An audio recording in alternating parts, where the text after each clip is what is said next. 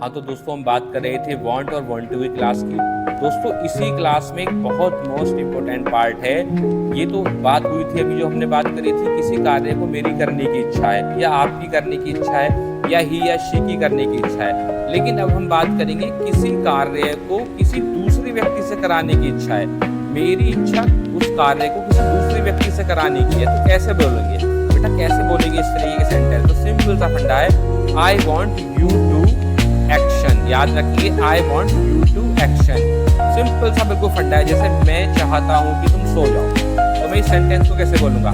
I want you to sleep. कैसे बोलूंगा? I want you to sleep. बेटा एक बार और, I want you to sleep. वह चाहता है कि हम अंग्रेजी सीखें। अब ये बात हो रही है तीसरे पर्सन की, तो ही की बात कर रहे हैं हम। वह चाहता है कि हम अंग्रेजी सीखें, तो कैसे बोलेंगे?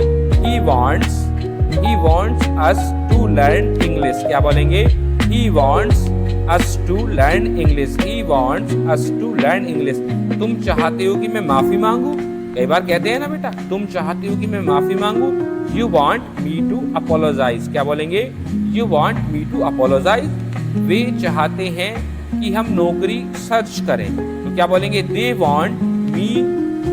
want me to search a job। Simple सा फंडा है, they want me to search a job। वे चाहते हैं कि मैं नौकरी खोजूं, मैं नौकरी सर्च करूं, तो they want me to search a job। फिर से बोलो, they want। बेटा आप भी बोलो, they want me to search a job।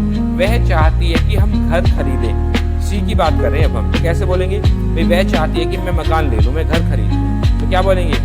She wants us to purchase house। क्या बोलेंगे?